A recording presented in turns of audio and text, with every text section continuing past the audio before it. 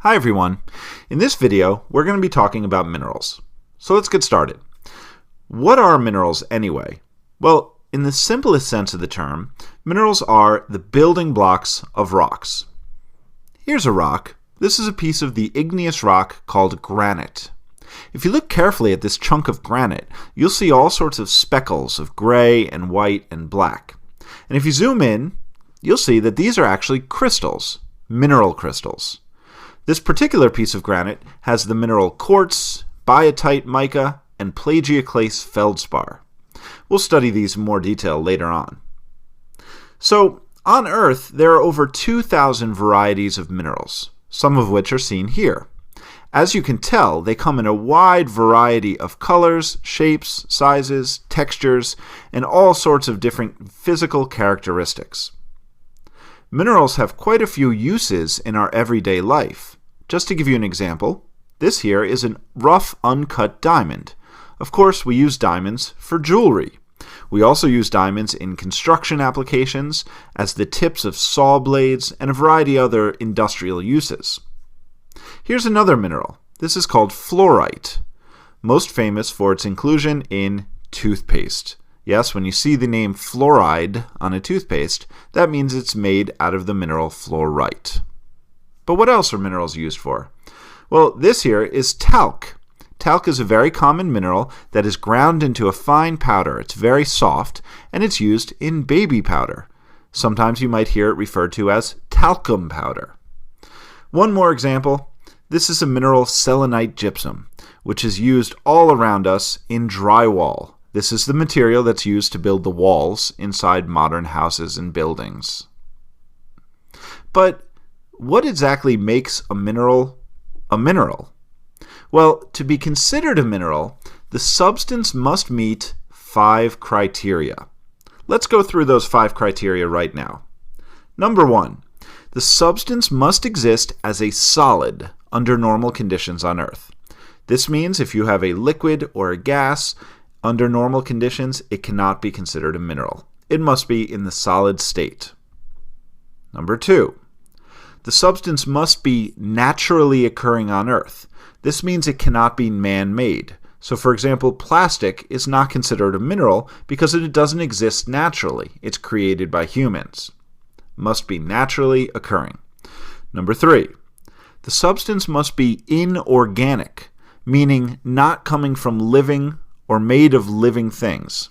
So if you talk about, tree branches or leaves, they cannot be considered minerals because they are organic. That is, they came from living organisms. Another example would be coral. Coral is made by small sea creatures, and therefore it's organic material and cannot be considered a mineral. Minerals must be inorganic. Number 4, the substance must have a fixed chemical formula, meaning it's made up of a specific combination of elements.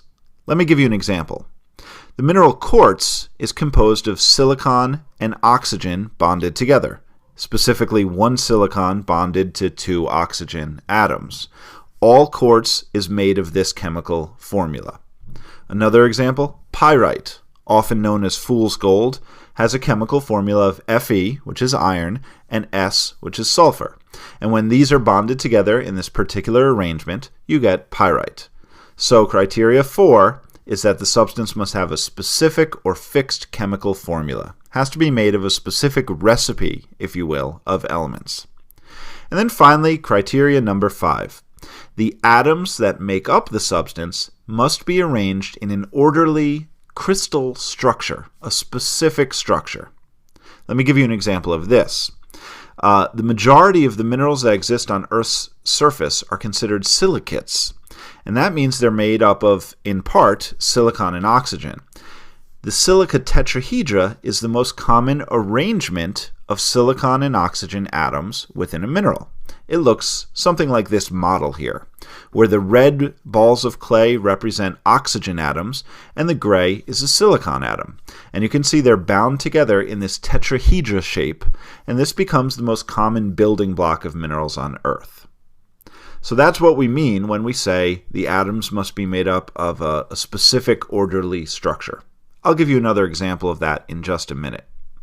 So let's test ourselves a little bit. Here are those 5 criteria. Must be solid, naturally occurring, inorganic, have a fixed chemical formula, and a specific atomic arrangement.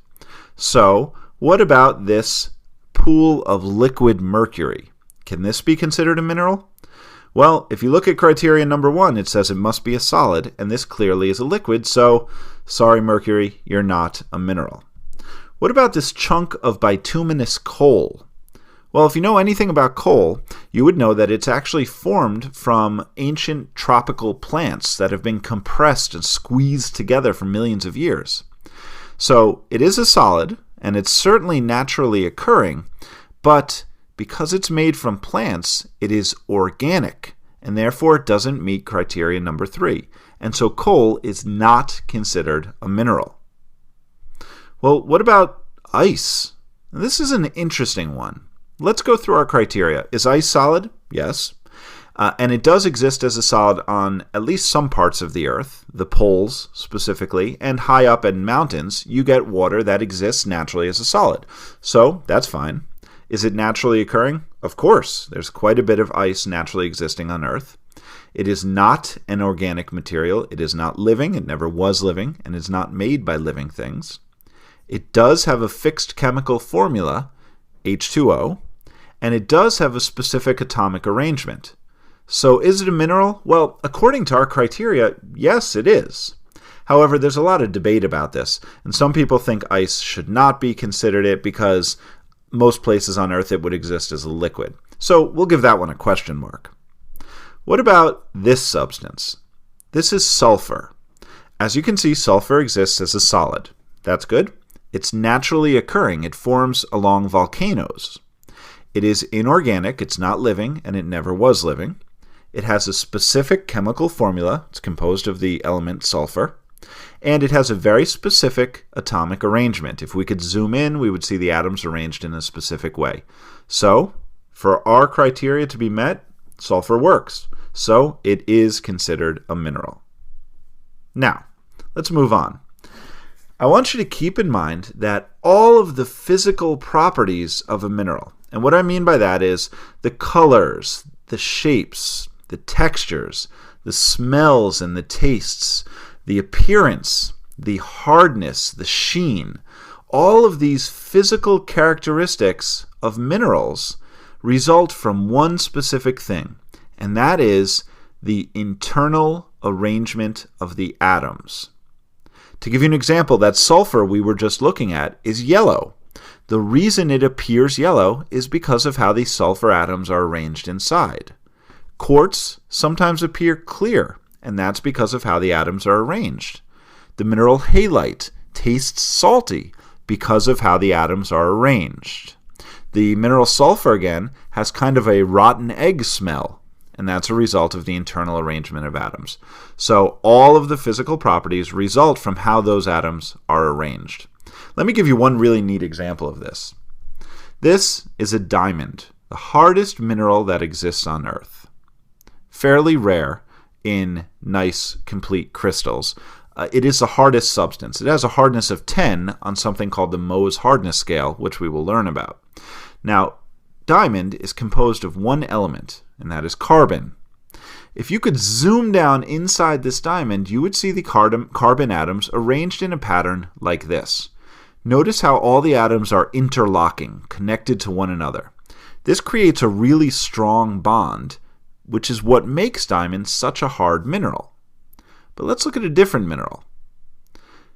Did you ever wonder what made a pencil write? A lot of people have the misconception that it's lead. It's actually not lead. It's a mineral known as graphite. Interestingly enough, graphite, like diamond, is made up of only carbon. But if you look at how the carbon atoms are arranged, they're arranged into these sheets, which are not very well connected. The result is that though it's made of the same elements as diamond, it's a much, much softer, weaker mineral. So again, what gives these minerals their physical characteristics is how the atoms are arranged inside. Hello. Yesterday we have discussed about the major aspects of geology, why it is important, and the different branches of geology. Today, in continuation with that, we will going to study mineralogy. Now, yesterday you have discussed with the mineralogy. Mineral is a naturally occurring inorganic substance, and mineralogy, study of minerals, is called as mineralogy. What type of study you will carried out in the mineralogy? Yes, in mineralogy, you will study the physical properties, chemical properties of the mineral, optical properties of the mineral, mode of formation, chemical composition of the mineral, and their associated features and association of the minerals that can be studied in mineralogy. Mineralogy deals with the detailed mode of formation, composition, occurrence, types, association properties, uses, etc. This is what I have discussed in the mineralogy. Next, I will move on to the mineral. Definition of mineral. A mineral is a naturally occurring homogeneous solid substance with a definite physical properties, chemical composition, and an ordered atomic arrangement. It is usually found by inorganic process. Now, as a definition, there is a little bit modification. Mineral is a naturally occurring inorganic substance having a definite physical properties, chemical properties, and optical properties, sometimes the atomic structure that can be exhibited in the mineral. Now, next slide, when you move on to the next slide, the mineral is natural one. It cannot be manufactured or it cannot be processed. It is a natural one. It cannot be formed in the lab. It's a natural compound, natural material, which occurs naturally, not a man-made. Next is, it is a homogeneous material, something that is in the same throughout.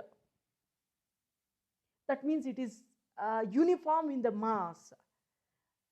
It cannot be broken into simpler components. That means it is a mixture of different chemical compositions. Next is, it is a solid. Minerals must be able to maintain a set of shape nearly indefinitely. That means when you are looking into the minerals, all the minerals will not exhibit its crystal system. Only few minerals will exhibit its crystal system, but the crystal system which will be present in that, it must maintain certain shape as it is having a certain crystal system. When it is in the liquid nature, it is not considered as at all as a mineral. It should be a solid homogeneous substance which should be occur naturally.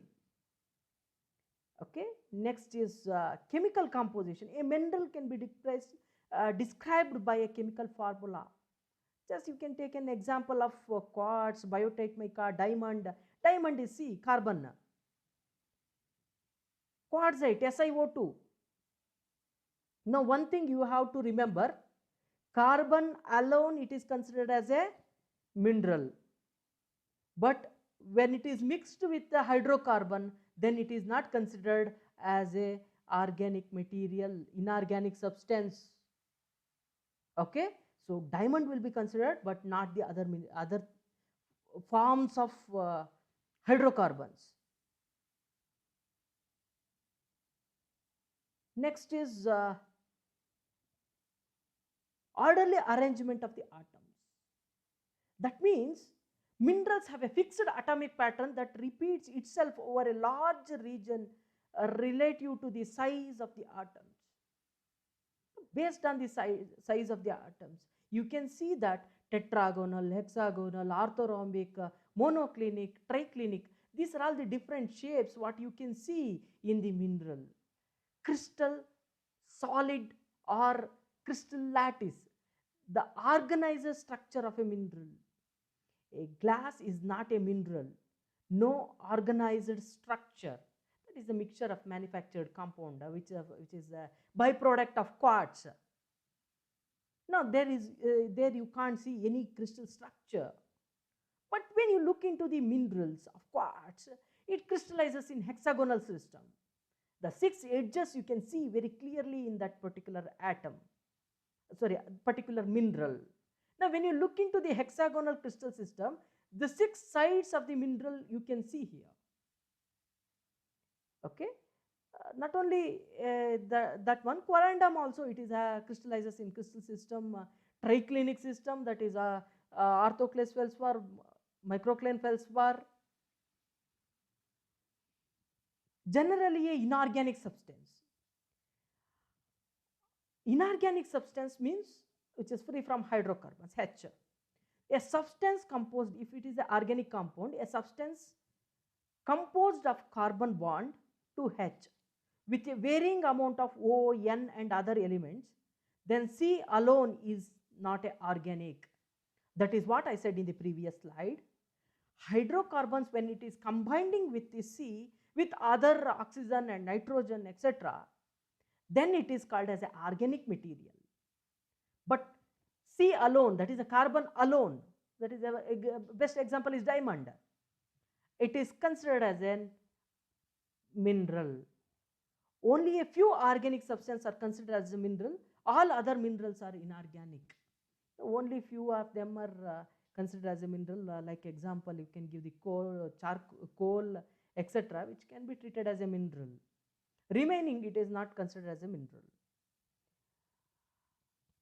Mineral identification. Since we cannot all have the X-ray diffraction machine or any other structures which can be the sophisticated instrument that can identify the minerals, everyone cannot have it affordable to everyone. So we identify by visual and chemical properties called physical properties of mineral. That means that what we will do is we will identify the mineral based on its physical properties. Now everyone cannot go for the chemical testing lab and test the mineral and bring it back to you. It is costlier and it is a lengthy process. Now you have to identify. How you can identify? You can identify by your naked eyes. There are some physical properties which are helpful for the identification of the mineral. Next is identification of a mineral by its physical properties. Now when you look into the mineral, it is having all the 3 properties: physical properties, chemical properties and optical properties. Optical properties are related to the light condition. Using the light, you can identify these particular properties either in the reflected light condition or in the transmitted light condition. You can study some of the properties of the mineral. But when you look into the physical properties of the mineral, that is physically how it appears to your naked eye.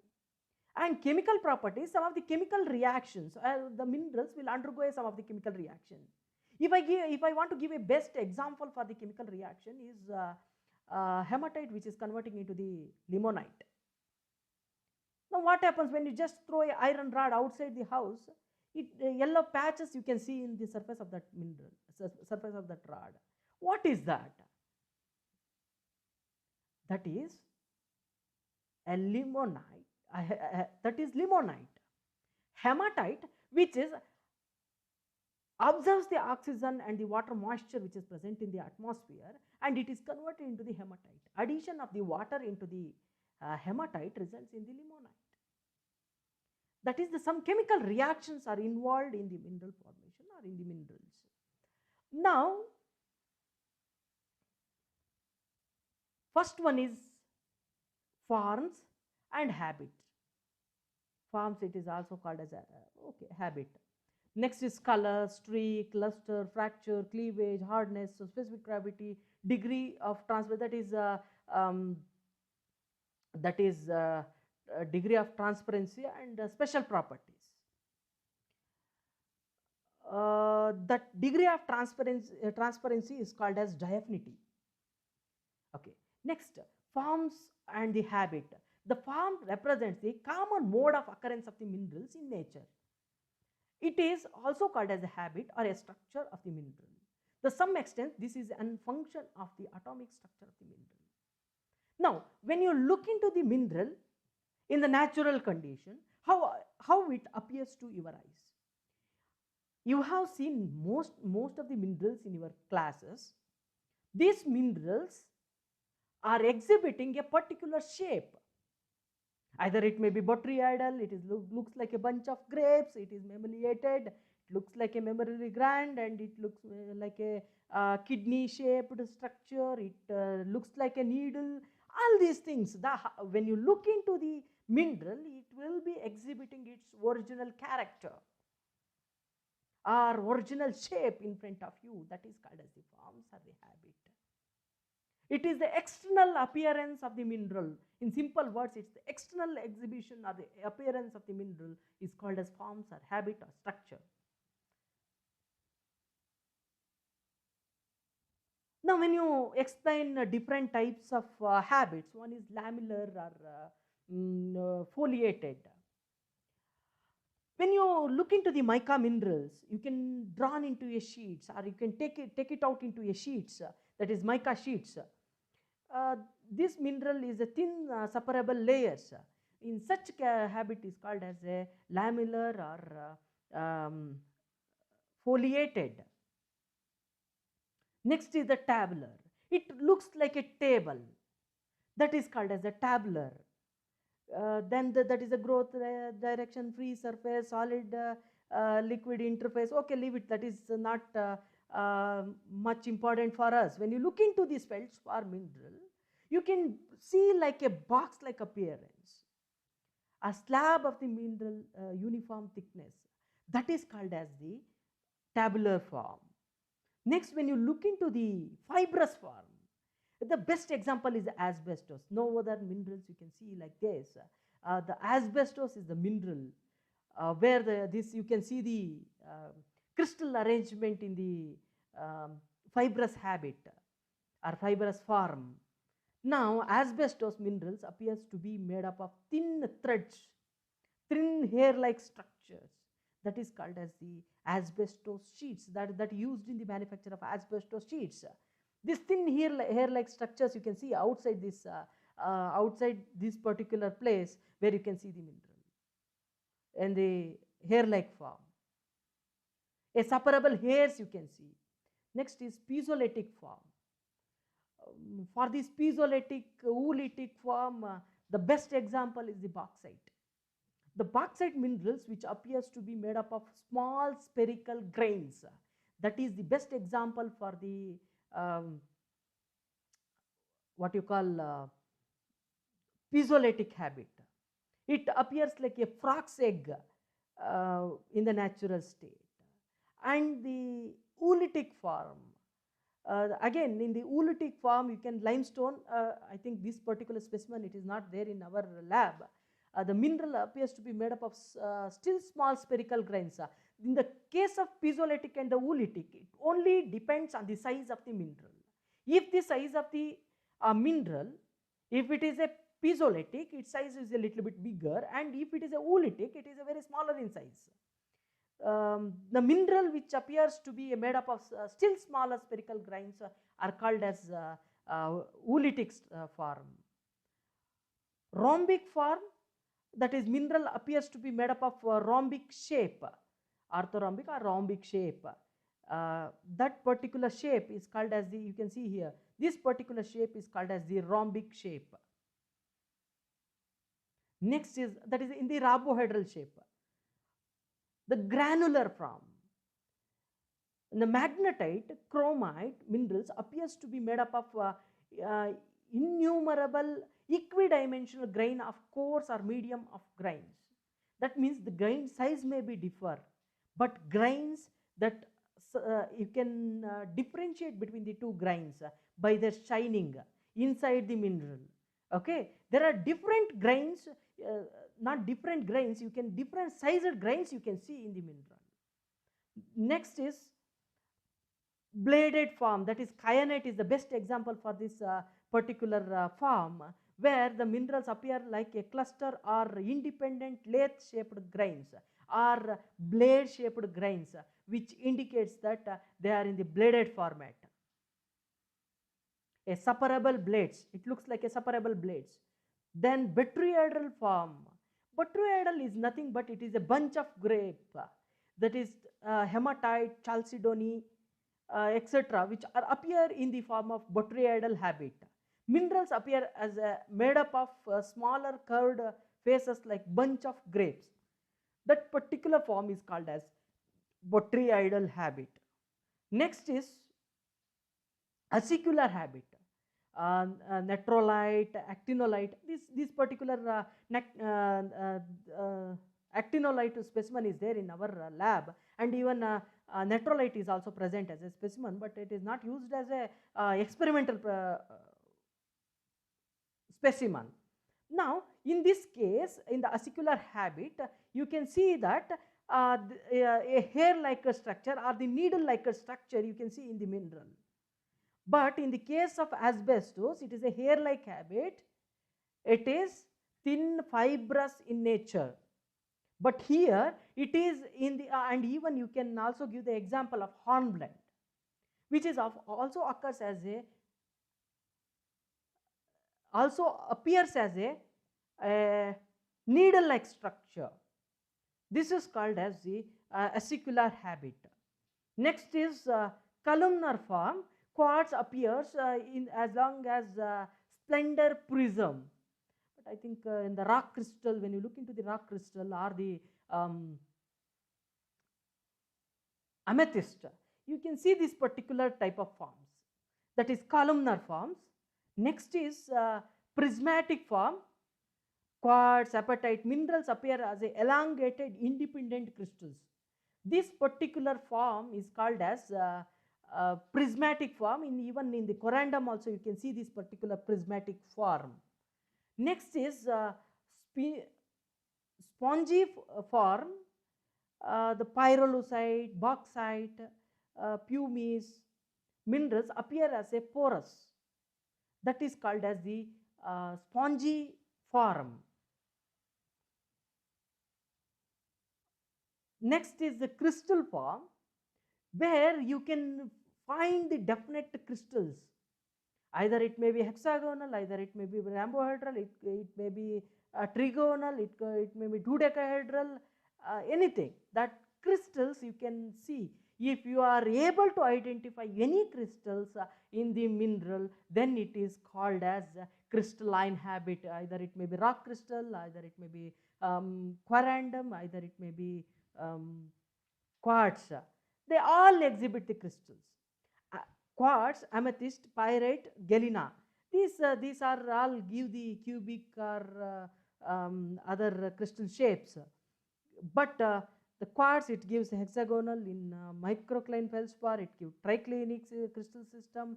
This particular crystal system can be identified. Then it is called as a crystalline form. Otherwise, next is the massive form or the amorphous form, where you cannot identify any shape. The graphite, olivine, jasper, no definite shape for the minerals.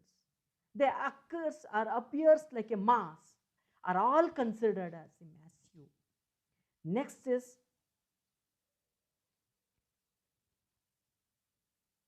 nodular form, like nodules are the ball shaped compact bodies with curved surface. Such shapes are either it may be ball shaped, are all considered as the nodular. Okay, it is called as a nodules. Next is color. Color is the one of the important property of the mineral. Many of the students, when I ask the definition of the color, they will give one information. Sir, I have seen color. See, if someone come and ask you, anything about any of the material, you will say this is of this color, that color, triluminous. If you ask about TV, they will say triluminous. If you ask about mobile display, they will say 4K colors, 3K colors, it display a lot of colors.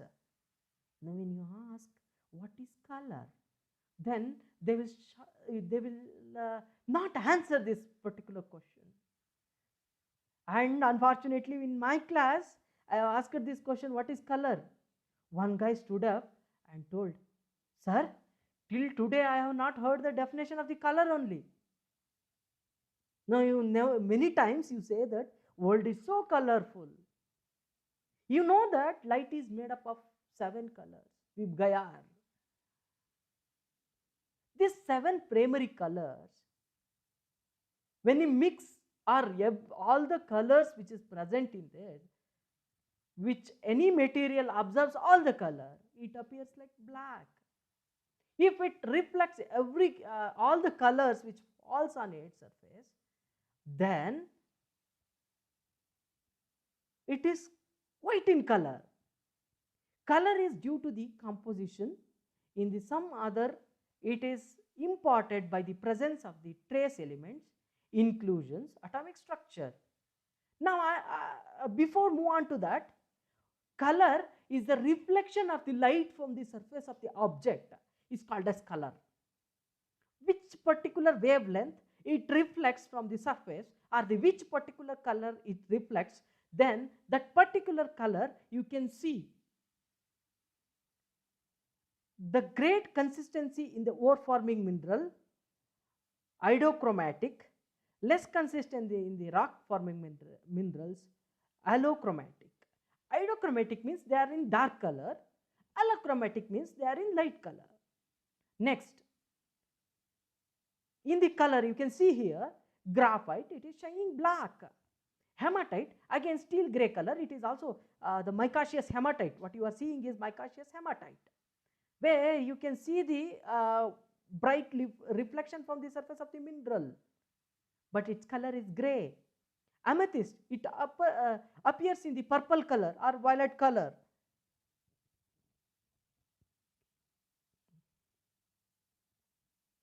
Color of calcite. Now when you speak about the quartz group of minerals, I will come back to this one, amethyst.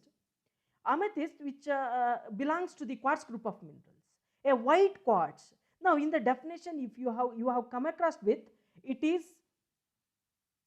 because of the presence of trace elements, inclusions and the atomic structure. Now I will move on to the next slide. Here in the amethyst, which will be of white color, because of the presence of the impurities in this, that will appear in the purple color. See, all the minerals in the quartz group, they exhibit different colors. Milky quartz is there, rosy quartz is there, rock crystal, it is in the white color, then orange aventurine is there, then gray quartz is there, milky quartz is there. There are n number of colors based on the presence of the impurities. That means impurities and the intrusions also responsible for the brings in the change in the color of the mineral. Okay. Next is calcite. Again, this calcite is one of the important mineral where it is also exhibit the different colors.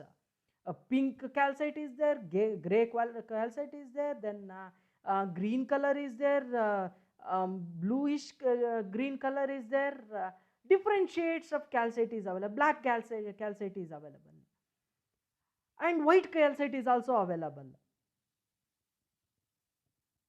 Jasper, again it is in the red color, and olivine it is in the green, that is called as the olivine green color. When you look into the, again I already discussed about the quartz, in the pure quartz which is of white color, it will be used as a gemstone. Now when you look into the asbestos, white, it is greenish white color, yellow color or gray color which appears in the asbestos. Pyrolusite, it's a dark gray color, nearly black color. Next is galena. Galena, which appears in the dark lead gray color, it is also called as a lead gray. Then barytes, white color or a plate gray color. Next is pyrolusite, again dark gray or nearly black color. In our department, whatever the pyrolusite is there, it is in the black color. Next, color determined by the chemical composition of the minerals. Minerals which are rich in aluminum, calcium, sodium and magnesium are often light color. The minerals rich in Fe, Ti, Ni, Cr, chromium are often dark in color. Obviously, when you look into the, I can give you a very good example of biotite mica. Its chemical composition, earlier it is Fe, Mg was there, sorry, Mg will be there, it will be repressed by Fe. Then what happens, the color of the muscovite mica will be changed into the black color, that is the presence of iron. Next is color determined by the atomic structure of the mineral. Atomic structure controls which component of the white light are observed or reflected. That you know that atomic atoms are, the minerals are made up of atoms only. The atoms, based on their absorption of light which falls on it, are the you can, very simple words, you can call it as a sunlight, as a radiation. When radiation falls on any material, it absorbs most of the radiations and reflects few of them. Which color it reflects? The white minerals reflects all components of the light. Black minerals absorbs all component of light. The green minerals reflect only green light and absorbs all other components of the light in the VIBGYOR. And in violet color, if it absorbs everything apart from the violet, it reflects violet color. That's why you will see the violet color. The color definition itself, it says that it is the reflection of the light from the surface of the object. Color is not particularly useful as a diagnostic property. Yeah, when you take the quartz group of mineral, in the quartz group of mineral itself, you have several minerals, white, pink, brown, purple, yellow, orange, even black, the gray, a smoky quartz, smoky gray color. Now, this cannot be considered as one of the major identifying factor for the factor of the mineral. Some mineral shows a wide variety of colors. Yes, that is calcite also. It shows a wide variety of color. Yeah, it is also given in the example. Many minerals shows many very similar colors. Calcite, gypsum, barite, fluorite, piezo-clay feldspar and halite are commonly gray or white in color. That's what some colors are matching with some other mineral. So this is one more property which is not the diagnostic property of the mineral. Next is again color, examples of color variation in fluorite. The same minerals they have taken and that is available in the different shades. So you can see it in the purple color, you can see in the yellow color, green color and grayish white color, purple color, then blue color. That means same mineral which gives the different colors or different shades. Next is piezo-clay feldspar or the feldspar group of minerals. These are the minerals are gray or white in color. Piezo-clay feldspar, again it is white in color. Quartz, it is white in color. Calcite, it is white in color. Barite is white in color. Fluorite, again it is almost grayish white color or white color. Then gypsum, it is also white in color. That means the color individually, it will not more helpful for the identification of the mineral. There are some other properties which are also responsible for the identification of mineral. I'll move on to the next property, that is streak. Now streak is the color of the minerals powder obtained by rubbing a mineral specimen on an unglazed white porcelain tile, useful for identifying the metallic ore minerals. Silicate generally do not mark the tile and have no streak. White minerals streaked on a white tile will have a white streak. The any minerals harder than 6, no streak. If you look into the definition, it is rubbing with the unglazed porcelain. Okay, no problem. It is just says it is a color of the powder of the mineral. Color of the powder of the mineral, why it is so important? As a mineral, you have identified with certain color. Then you can ask, sir, how it will be changing? Now, when you look a mass of people, or let's take an example of the classroom. I used to give this particular example. If I take a whole class and someone asks, how about the class, or how the behavior of the students in the class, based on their good or bad characteristics, I will decide that whether it is a good class or a bad class. If it is a good class, then I will say it is a good class. Now, there are 10 to 15 people, they are again they are very poor in studies, etc.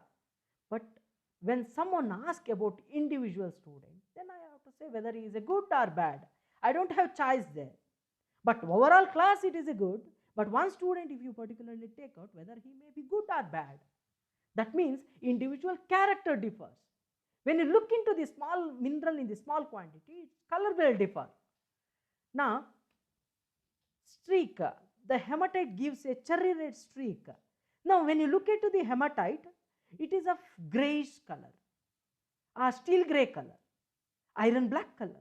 But when you rub with a streak plate, it will give the color of cherry red color or cherry fruit color. Next is some of the minerals, that is limonite, they have rubbed with a streak plate, and here it shows the steel gray color, and it give the that is the lead which gives the gray streak, and here some minerals are there, they will give the different shades of colors of streak. Now here you can see greenish black streak, that is hematite, and this particular mineral it gives yellowish streak, like the based on the different the shades is different. As you look into the bulk and you look into the smaller quantity, its color is different. The malachite is pale green color and hematite cherry red color. Iron pyrite, it is greenish black color. This is iron pyrite, it is also called as a pyrite. When you rub with streak plate, you will get the greenish black streak or peacock green color. Greenish black streak. And when you take a chalcopyrite, when you rub with a streak plate, you will get a peacock green color, a shiny green color. Galena, it is of lead gray color. You will get lead gray only. Then pale brown color. Next is limonite, yellowish brown color or yellow or brown color. Now you can see here pyrite, it is of greenish black color. Hematite, it is this color. Orphanite, it is that color. And the different minerals, which sulfur, it is yellow color. Graphite, it is black color, that is pencil, whatever the color you have. Azurite, it is of blue color, and malachite. See, if you look at all these colors, it looks like you have taken a crayon and you have rubbed with the paper, but it is not like that. It is the streak plate which has used, and they have rubbed the mineral with the streak plate. Pure quartz is clear. Streak can help to identify the quartz. Now, there are different colors. There are different colors of the mineral, but when you take out the streak of the mineral, then streak will be always one. Okay, that is also called as the true color of the mineral. Pure quartz is clear, but smoky quartz is black. When you rub both of these material into the streak plate, it gives the white streak. Reason is it is harder than 6. So next is aventurine, is of green color, green aventurine. When you rub with the streak plate, it will give the white color because its hardness is 7. But amethyst is purple. When you scratch with the streak plate, it will give the white color only because it is the color of the streak plate. It is not actual color of the mineral. Next is luster. Luster, the way in which the mineral reflect the light, and it is controlled by the atomic structure of the mineral. That is atomic arrangement. Based on that internal reflection or whatever you call, because of that light will be reflected. The luster is the nature of the shining of the minerals on the surface of the minerals. That means how the mineral surface will shine. The shining property, in simple words, you can say that it is the shining property of the mineral. Always when you enter into, if you look at your friends, what you will say? How are you? You are shining like a sun today. What happened? What's special today? Like that you will call, no, that is the shining property of the mineral. Why it is so? Why shining property is so important to identify the mineral? See, some of the minerals which are getting the value because of the shining property. Based on the quality or the type of shining, lusters are grouped as a metallic and non-metallic mineral. Now, this based on the luster property, that is classified into two, that is metallic and non-metallic minerals. Metallic luster is the luster which shines like a metal, and non-metallic luster which shines like a non-metal. The luster of the metal is pyrite. It shines like a bright metal. And when you look into the galena, it also shines like a metal. And gold, it is the type of the shining that appears on the surface of the metal. And there is a submetallic luster also, that is little bit dull luster, that is in the case of chromite. These are all shows the submetallic lusters. Yeah, it is hematite is there, magnetite is there, chromite is there. That is already given the submetallic luster. The amount of shining is less compared to the metallic luster. Metallic luster, which gives the bright metallic luster on the surface of that shines very brighter in the outer surface, like gold. Because of its shining only, it is gaining the importance. That's why it is used as an ornament. Next is hematite. You will make a hematite shine. No, because it is a dull luster. That is a metallic, submetallic luster. Magnetite, submetallic, it is used as a concrete, which will be used in the construction industry for making, binding the columns, beams. The chromite, the chromium ore. Again, it is vitreous luster, it is a non-metallic luster. That is vitreous luster, adamantine luster. There are different lusters that I will explain one by one. First one is vitreous luster. It shines like a broken glass. Quartz, dolomite, calcite. Non-metallic luster shines like a glass sheet. That is all considered as the vitreous luster. Next is pearly luster. It shines like a pearl. Best example is talc, muscovite mica, gypsum. The non-metallic luster shines like a pearl. Now you might have seen about the talc, that don't go anywhere. You just think about talcum powder. Fair and handsome, everything which is made up of a pearl. If you see this particular material, it shines like a pearl. Do you think that this particular material, talcum powder, if it shines like a charcoal, you will use it? No, right? That means shining is one of the property which gives the value to the mineral. That means talcum powder, which will be used in the manufacture of talc. Next is muscovite mica. In the muscovite mica, again, this muscovite mica, if you are going for any dance competition or anything, while using the makeup, you will put this material on your face to shine. That particular material is called as a muscovite mica. It is also of pearly luster. And gypsum, some of the gypsum varieties are also shows the pearly luster. Its non-metals which shines like a pearl are all considered as the pearly luster. Silky luster, which shines like a silk fiber, that is asbestos, centene spar, are the two material which shines like a silky luster, and they shines like a silk, and they are very transparent in nature. If you put the torchlight into this particular asbestos, you can see the light in the other side of the asbestos. Next is resinous luster. It shines like a resin, which you will use for the table, that is what's the table cover, etc., which simply appears like a resin. that is called as resinous luster. Mm. That is opal, then chalcedony are the minerals which shines like a resinous luster. Next is adamantine luster. Adamantine lusters are the minerals which shines like diamond, are considered as the adamantine luster. That is the shining of the diamond is called as the adamantine luster. That's what they kept the diamond in the middle and remaining minerals on the aside. Next is the dull or earthy luster, that is kaolin, that is also dull luster. Then magnesite, which is also dull luster, and bauxite, which is earthy luster. It lies like a, looks like a mud, that is called as earthy luster. Next is next property. Now when you are already focused with the 3-4 physical properties, all these minerals are not exhibiting all the properties. Some of the minerals, they shows the unique properties of color, unique properties of streak, unique properties of luster. When you look into the minerals like quartz and microcline feldspar, when you scratch these two minerals with a streak plate, you will get only one streak, that is a white color. When you look, when you take the hematite and magnetite, when you scratch both of them, one you will get black in color, another one is cherry red color.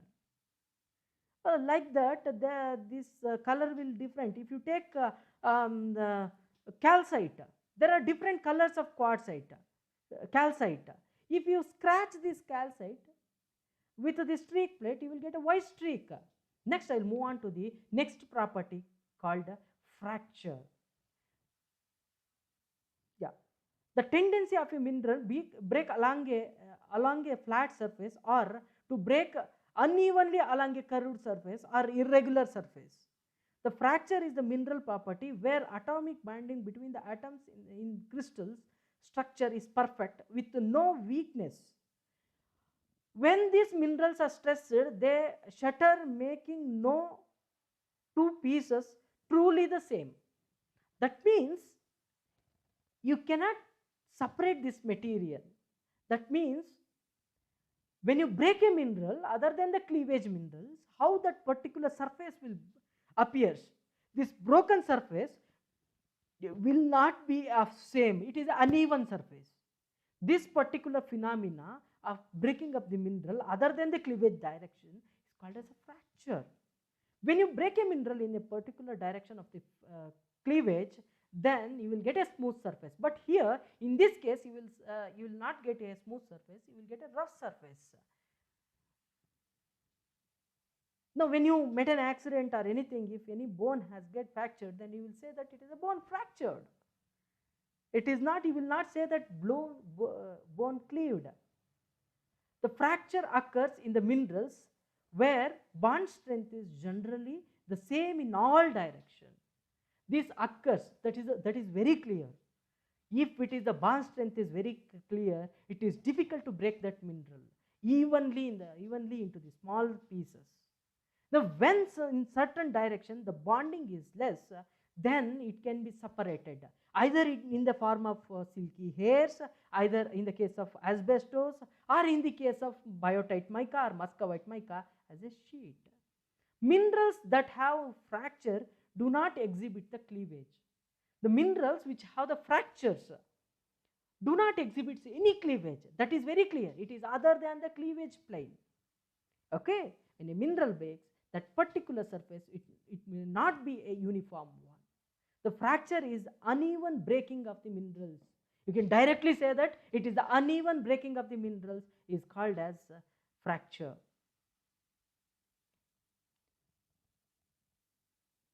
Okay. Next is even fracture.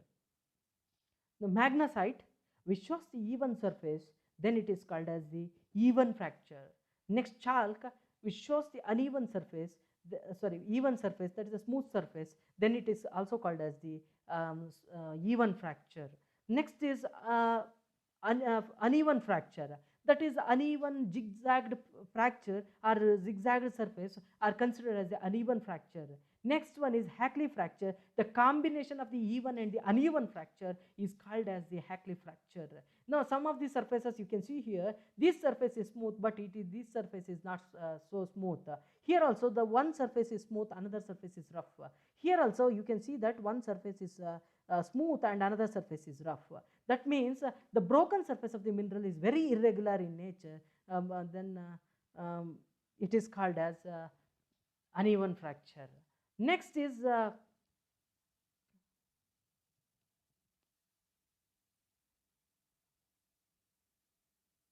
okay. Next is conchoidal fracture. Conchoidal, then it is a subconchoidal is also there.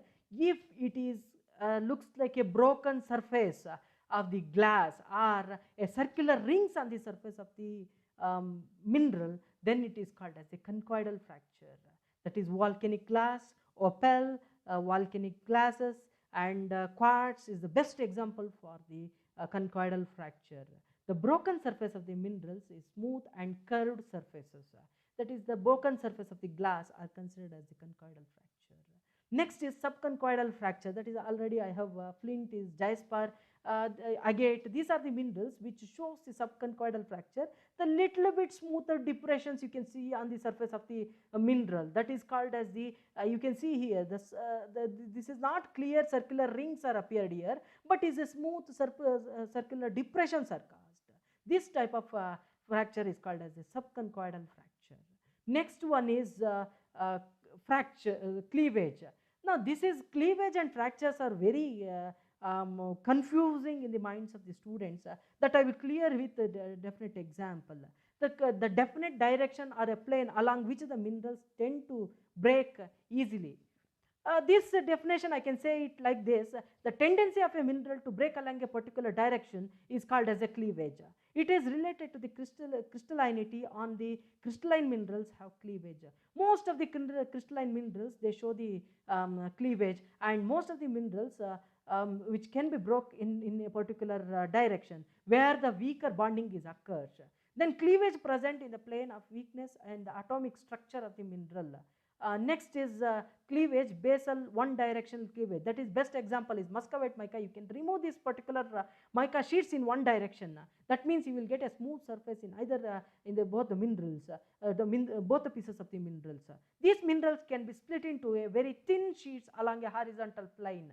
This particular cleavage is called as a basal one directional cleavage.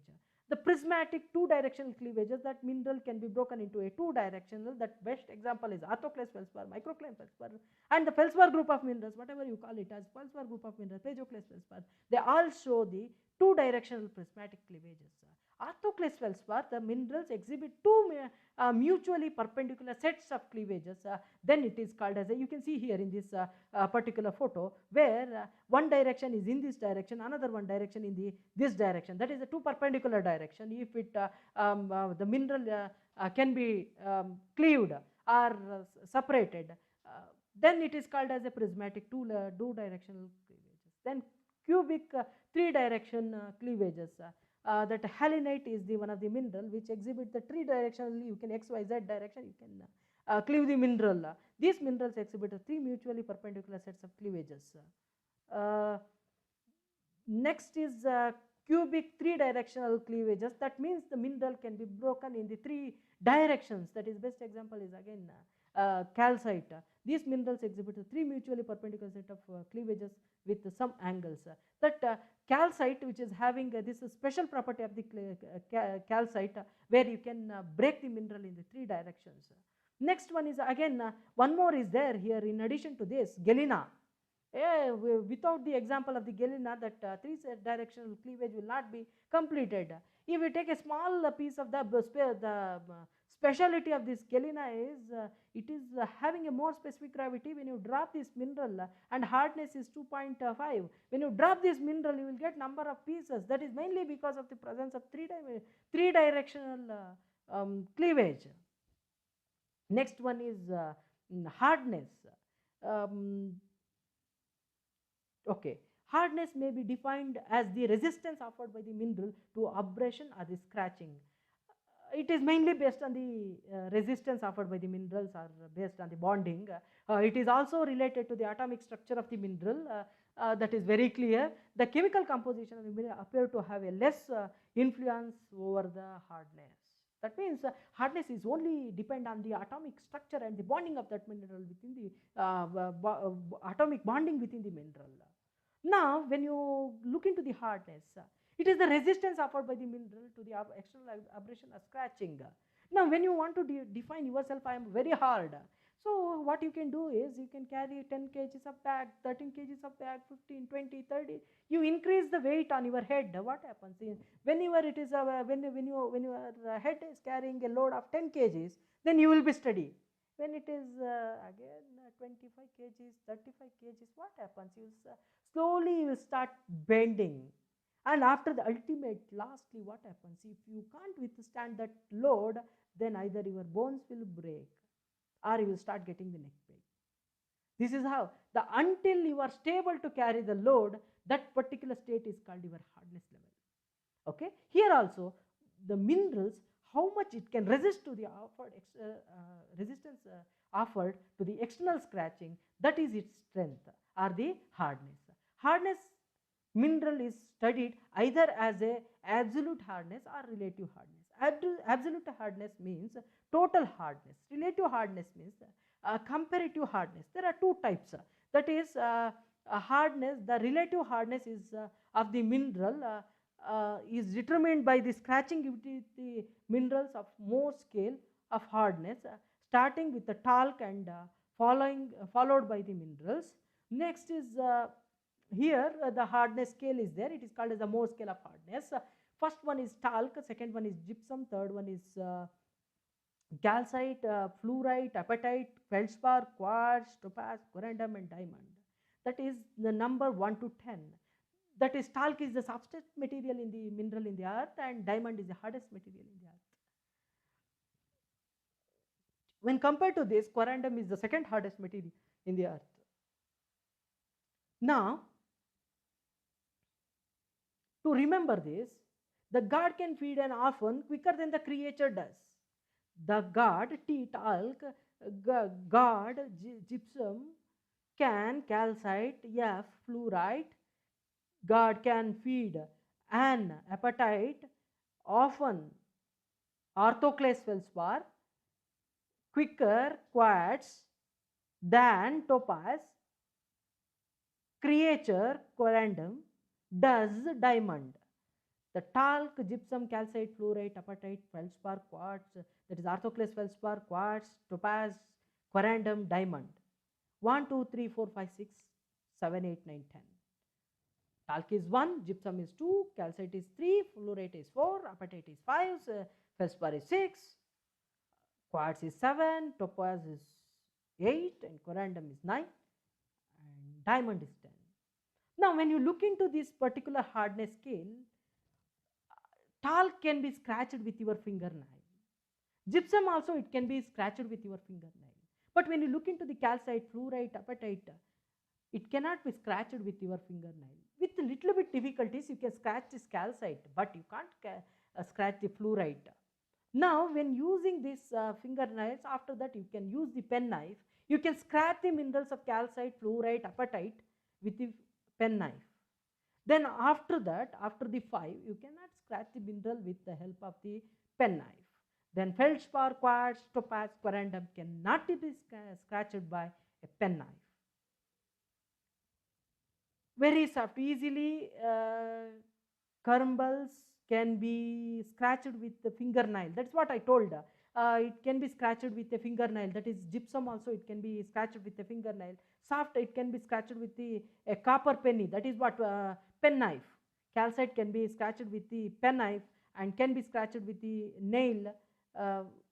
It is difficult. 5.2, it cannot be scratched. Semi hard, and it cannot be scratched with a nail. Nail means it is not the fingernail. It is the nail, that is pen knife, that can be used to scratch this.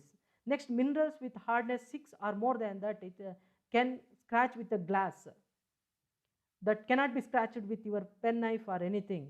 Then quartz, it is hard, it is hardness is 7, that cannot be scratched, and topaz it is 8, corundum it is 9, it cannot be scratched, and diamond it is of 10. Next is hardness. is over. Now this is again one of the important property to identify the mineral. Sometimes what happen, if I give a calcite mineral, pink calcite, if I give a calcite of so if I give a specimen of feldspar, orthoclase feldspar, both are in pink color, almost similar color. Now to differentiate, this hardness is one of the important property to differentiate between these two. Now calcite, which can be scratched with the penknife, but this feldspar which cannot be scratched with the help of penknife because its hardness is 6. This hardness is one of the important property to distinguish between these two minerals. Like that, there are some other minerals also which can be identified or based on the hardness property. Next one is specific gravity of the mineral. The specific gravity, it is the ratio of the mass of the substance to the mass of the reference substance of a same given volume. The specific gravity of the minerals depends on their chemical composition and the atomic structure. Specific gravity of the minerals is determined by using either Walker steel yard or Jolly spring. Now the specific gravity, it is the ratio of the dry weight of the mass of the substance to the equal weight of the material in the equal volume of water is called as the specific gravity. Now there are two instruments which are used to identify the specific gravity, which is very helpful for the bonding of the material in your concrete aggregates also. The quartz is with the silicon dioxide has a specific gravity of 2.7. Opal with amorphous variety has a lesser specific gravity of 2.2.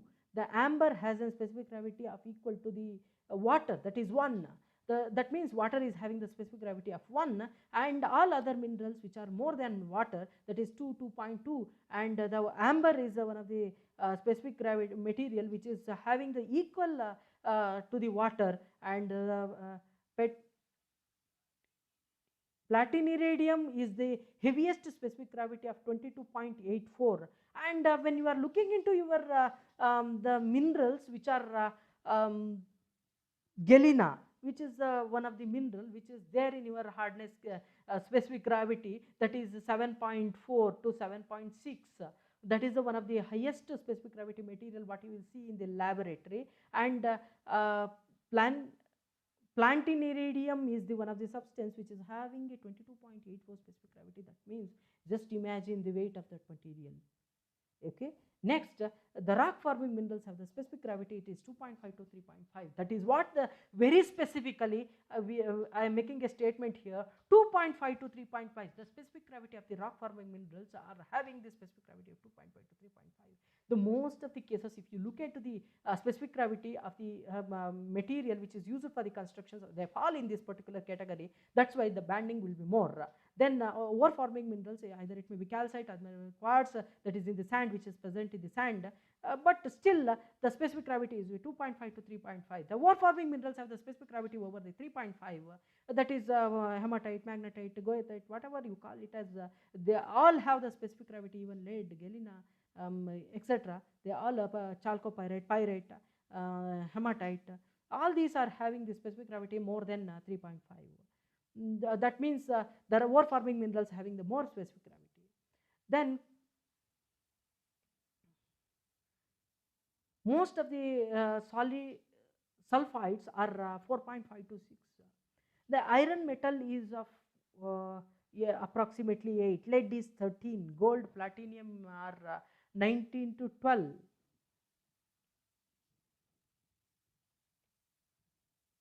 Next, I will move on to the degree of transparency, that is diaphanity.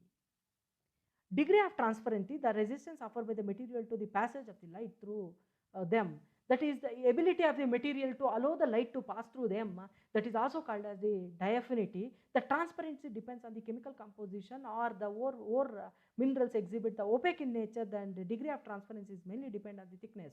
It is also depends on the thickness, but the ore minerals which are there, which are all in opaque in nature, but the rock forming minerals, most of them are in the transparent in nature. And these are the ability of the material. This property is the ability of the material to allow the light to pass through it. Next is degree of transparency. If it is allowing the light which is fall on it, if allows almost all the light which falls on its surface, then it is called as a transparent one. That is, best example is transparent quartz, which allow the almost all the light which falls on it. Muscovite mica sheet, when it is a thickness is different, then when you take out the single sheet and if you check it out here, that that shows the transparency. Next is translucent variety. The calcite and the especially when you look into the dolomite, that is in the translucent variety. That means you cannot identify what is exactly present another side. That blindly you can look into that. That is called as the agate. Light will pass through it, but not completely. It is a certain portion of light will be passed through it. Then it is called as the translucent. Then opaque, the degree of transparency is 0. That means it will not allow any light to pass through it. I think this is wrong. This is pyrite and this one is galena. The pyrite will not allow the light to pass through it, and next one is galena, which is also not allow the light to pass through it. Then if you are looking into the hematite or any other material, that is also not allow the light to pass through it. Next is some of the special properties of the mineral. The mineral exhibits peculiar characteristics which enables to identify them easily. That is called as the special properties of the mineral. The mineral talc with smooth touch, that is the feel property of the material. Some of the material, when you touch the surface, it appears like a smooth or soapy feel. That particular property is called as the soapy feel. That is called as a feel. If you touch the material, how your hands will feel, that is called as the feel property of the material. That is, one is soapy, that means best example is talc. Then silky, that is fibrous, and waxy, that looks like a wax. Then most of the minerals which show harsh properties or rough properties when you touch the surface or when you rub the surface of the mineral, which is very rough. Next, special properties: low hardness, exhibit a black color, make easy on paper, that is graphite. Is the one of the like this is also a greasy property.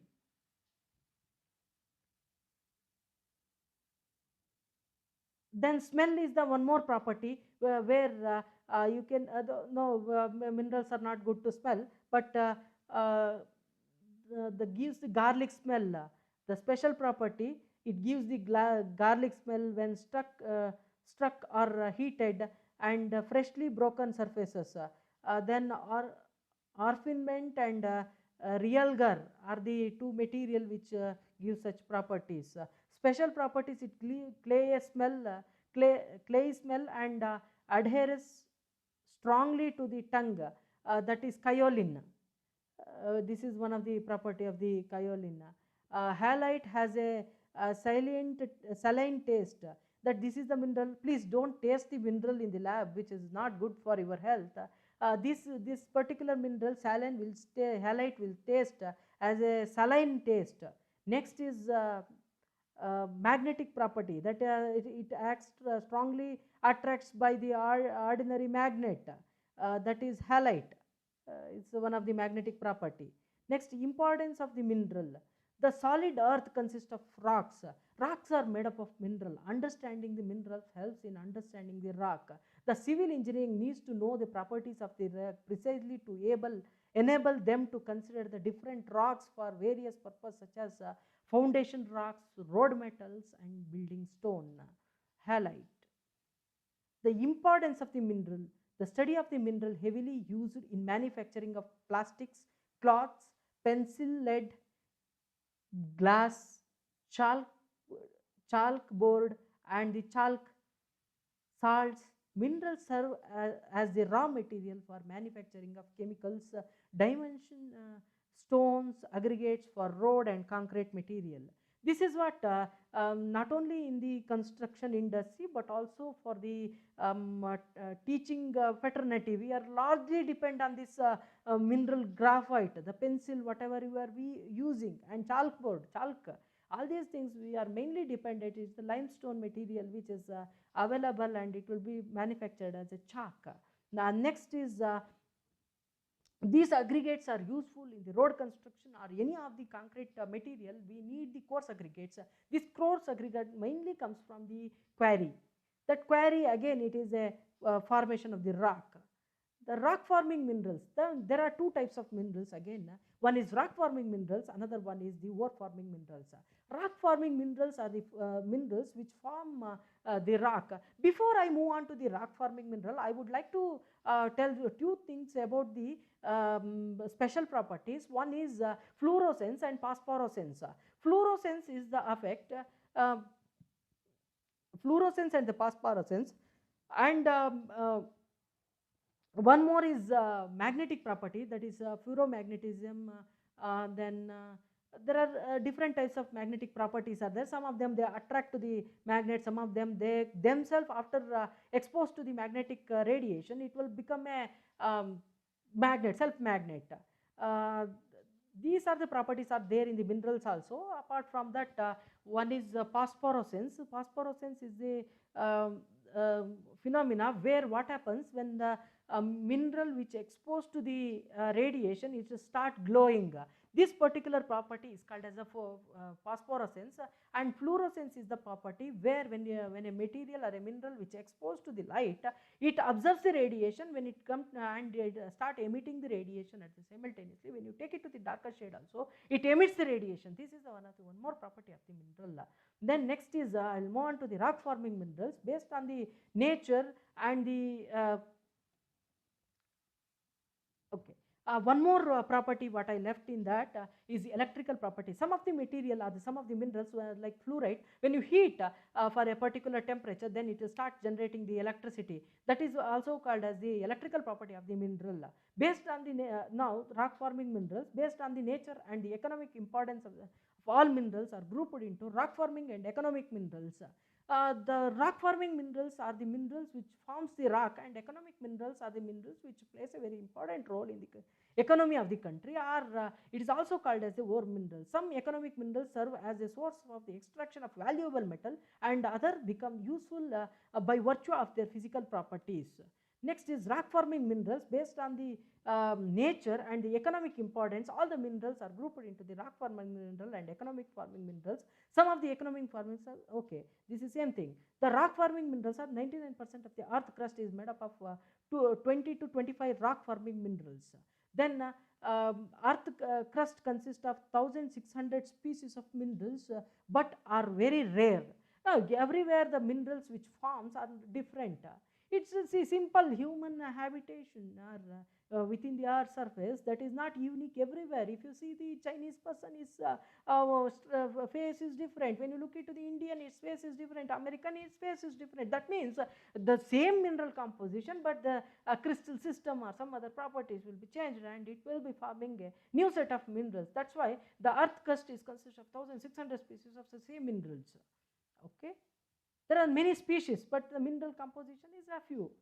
The chemical composition of the earth, that is oxygen is 46.71%, silicon it is 27.69%, aluminum is 8.07%, iron is 5.05%, calcium is 3.65%, sodium is 2.75%, potassium is 2.58%, magnesium is 2.08%, titanium is 0.62, others is 0.82. That is radioactive minerals are very rare in the earth.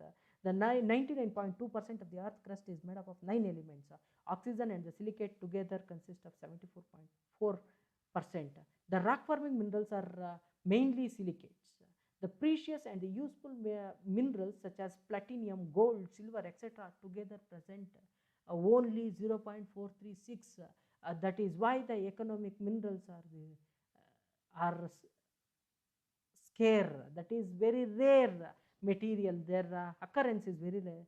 That plays a very important role in the economy of the country. If the ore resources are more, then the country will be called as a rich country. Then rock forming minerals are mainly composed of silicates, oxides, and carbonates. Silicates are the most common rock forming minerals. That is quartz, SiO2 are called as the rock forming mineral. Either it may be feldspar group of minerals, biotite mica, muscovite mica, hornblende, orthoclase, whatever you call it as pagoclase, are all considered as the rock forming minerals or silicate minerals. Next is the structure of the silicate. Silicate tetrahedron is the fundamental unit of all silicate minerals. This is a unit has a nature of either occurring alone or in different combination in the mineral structure. This silicate structure is not that much important for your academic study, but still for your knowledge point of view, I will explain this. One silicate molecule which is occupying the four oxygen molecule SiO2, one Si, and the four oxygen atoms are surrounded by it. It is called as this SiO2. Next is nesosilicate structure. In this group, SiO4 tetrahedra occurs as an independent unit in the mineral structure, that is one silicon and four oxygen.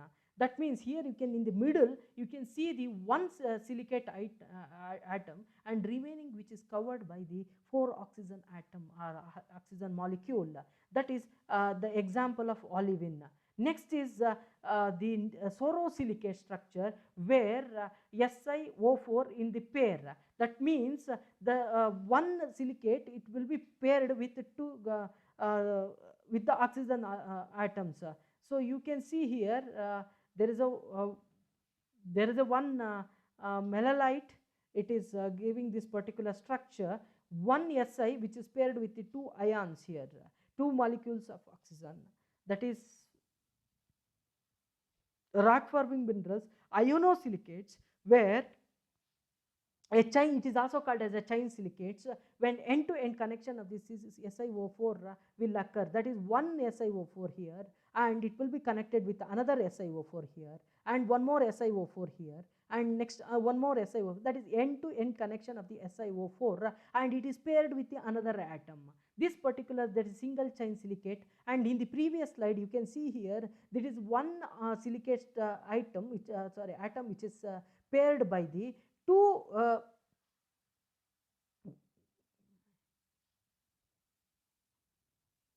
one Si which will be of 3 and 5 what you call it as oxygen atoms. Next is the double chain silicates or the ionosilicate structure, where double chain will be occurring.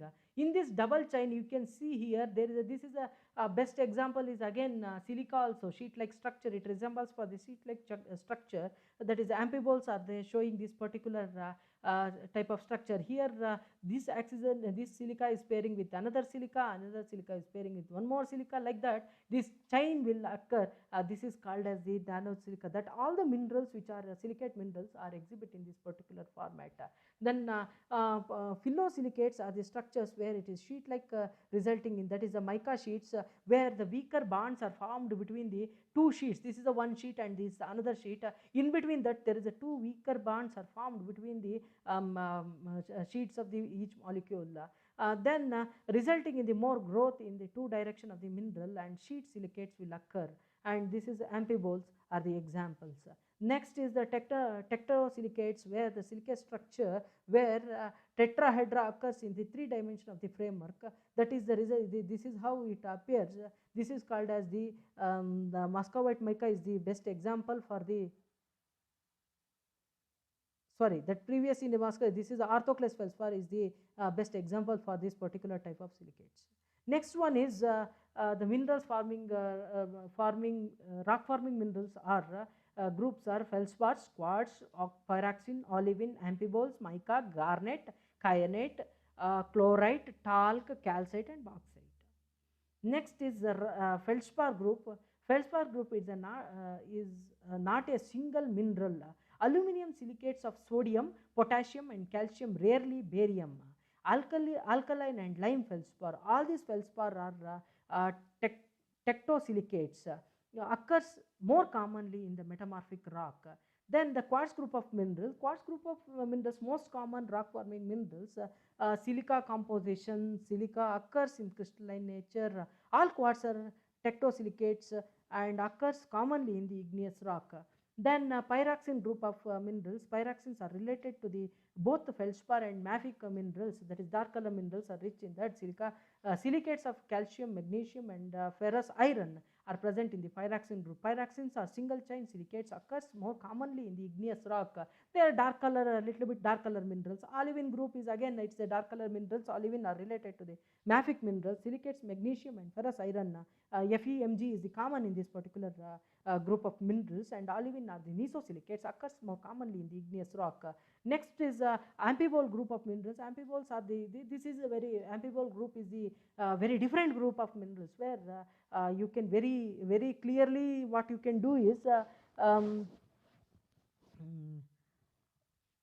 what you can see very clearly in this particular group is the difference in their formation. Either it will be in the fibrous in nature, either it will be in the needle-like formation. That is very different in the formation. Mica group of minerals, which are again sheet-like structures, or phyllosilicates group. Silicates of aluminum, magnesium, and potassium. Mica are phyllosilicates. Occurs more commonly in the phyllosilicates are the sheet-like structures, and kyanite group of minerals are related to the metamorphic rocks. Silicates of aluminum, magnesium, and potassium. Kyanites are mesosilicates. Occurs more commonly in the metamorphic rock. Then talc group of minerals. Talc are extremely soft and non-metallic economic mineral. Hydrous magnesium silicates, talc are the phyllosilicates, occurs more commonly in metamorphic rock.